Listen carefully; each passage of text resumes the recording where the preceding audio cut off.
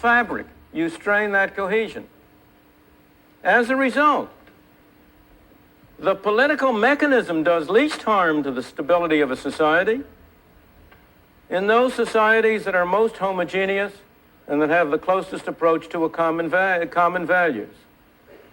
Government, you can use a political channel, you can use government decision, government-enforced conformity to a far greater extent in a country like Sweden, which has a highly homogeneous population with a very, very common set of values. You can go much farther than you can in a country where there is a wider variety of values, as in the United States. The experience of Great Britain is a dramatic illustration of this phenomenon. At one time, you had a much greater homogeneity of values, much greater cohesion in Britain than you have had in the past 10 or 20 years. And one of the sources of Britain's problems has been the attempt to use political mechanisms in a society that is getting increasingly diverse in its values and its beliefs, and where therefore there is a greater strain imposed upon that society. It's interesting to note that in the past decades we have had a whole spate of regional conflicts develop. The most obvious are the move for autonomy in Quebec in Canada, the move for Scottish and Welsh autonomy in Britain. Why? Because as those countries have tended to come to rely more and more on the political mechanism and less on the market mechanism, they have tended to put greater strain on the things that were holding the society together. After all, so long as you rely on the market mechanism, the people of Quebec could go their way, the people of Ontario their way. When you rely on the political mechanism, you put much greater strain on the relations between the French and English in Quebec, between the French in Quebec and the people in Ontario. Again, if oil in the North Sea is going to be a private matter, it doesn't matter to the Scots whether they are independent of the Great Britain. But if oil is going to be handled by government, then it makes a great deal of difference to the Scots who is in charge of the oil development and exploration. Or come closer to home. Why have we had an expansion in this country of ethnic divisions, of differences among subgroups in the country? We always prided ourselves on being a melting pot. That did not mean that we converted people to identical items, that we made one like another, but that we could live comfortably and conveniently with each group going its own way, with its own customs, and yet cooperating with one another on those areas which were of joint interest. But the more that we have turned to the political mechanism as a way to solve problems, to handle the allocation of resources, the more we have tended both to increase the advantage of ethnic isolation and to increase the frictions among the groups. So, if we are going to maintain a free society, especially in a society in which you have wide differences of customs and values and beliefs, it is essential that you rely as little as possible on the political mechanism and as much as possible on the market mechanism of voluntary cooperation, where each group can go its own way. The view I'm expressing is a view that classically has been termed liberalism. In the modern day and age, the word liberal has come to mean almost the opposite of what it used to mean. If you look at the dictionary, liberal means of and pertaining to freedom. If you look at behavior today, liberal means of and pertaining to freedom with other people's money.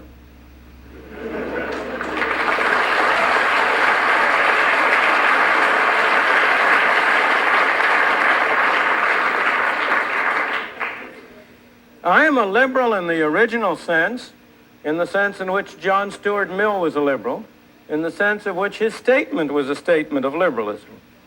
And the liberal view that the justification for government action is to prevent coercion and to promote voluntary cooperation among responsible individuals leads to a very short list of basic functions which government should undertake. And I may say that short list is one which has a long intellectual history, coming from Adam Smith down through Adam Smith, and I should say Thomas Jefferson and the writers of the Declaration of Independence and the original Constitution, down through the philosophical radicals of the 19th century, Bentham and John Stuart Mill, down to the present. And these basic functions can be listed very simply. They are, first of all, to prevent one man from coercing another, the internal police function. They are, second, providing for external defense.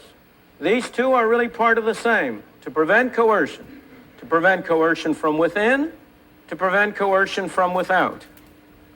And beyond this, to promote voluntary cooperation among people by defining the terms under which we're going to cooperate together and by adjudicating disputes. Let me say a word about this problem of defining the rules of the game, the role of a legislature in a free society. Many proponents of a market society of private property take it for granted that property is something that defines itself. That's very far from the case. Of the groups that are sponsoring this talk, the law groups know particularly that it's very far from the case. In fact, if it were obvious and evident, they'd be out of business.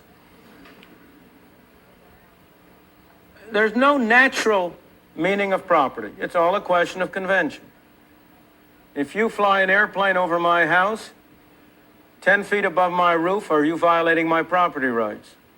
What about if you fly it 10,000 feet? What about 30,000 feet? Obviously, that's not natural.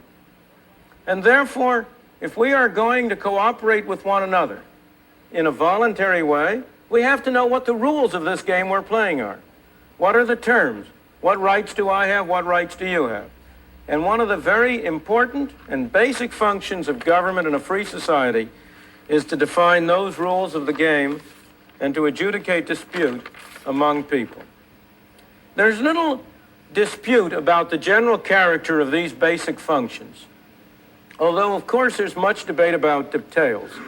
And I mention them in order to get them behind us and turn on to the more complicated and difficult and controversial questions.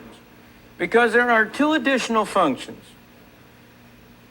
which are much more difficult to handle, and yet which it cannot be denied a government in a free society may have to serve. The first of those is to provide a substitute for voluntary cooperation when such cooperation is for one reason or another not feasible. There are two classical cases that come under this heading. One is the case of technical monopoly, when for reasons of physical circumstance, it's not possible to have competition. The essence of avoiding coercion is the availability of alternatives. You can only coerce me if I have nowhere else to go. Every individual is protected from coercion by a seller by the presence of alternative sellers. A worker is protected from coercion by his employer only if there are alternative employers to whom he can turn, and so on down the line. But you have some cases in which it isn't technically feasible to have alternative suppliers.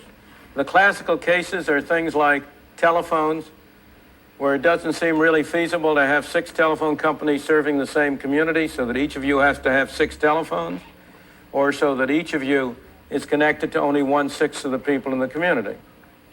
And there are various other technical cases like that.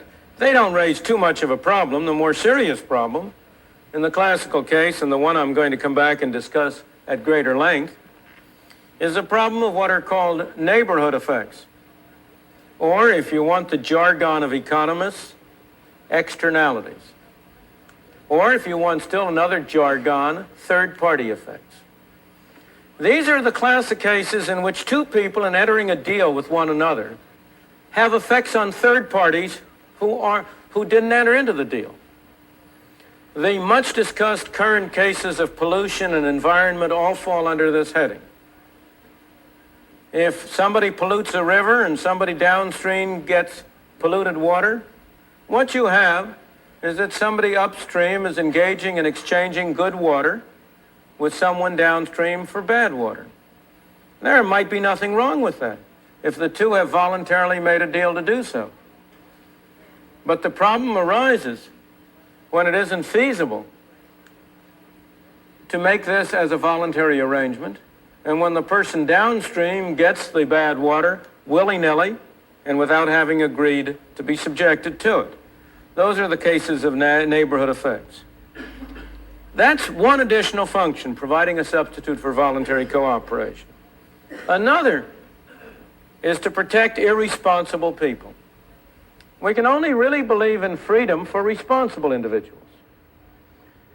But a society includes irresponsible individuals, of whom there are two major classes, children and the insane. I do not say those are overlapping. On the contrary, they are largely disjunct. But we cannot really argue for freedom for either group. This is the paternalistic function of the society. And it's also an extremely troublesome one.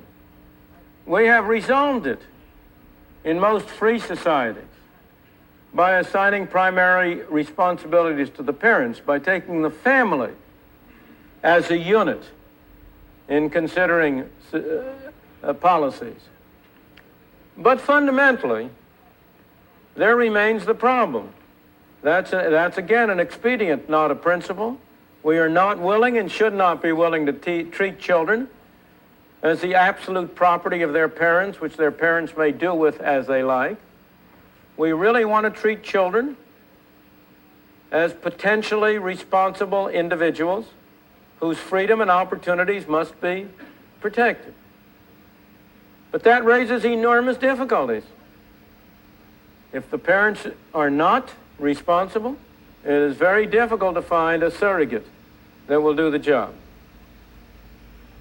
Both the functions I've described raise problems because they are difficult to define precisely and even more to limit.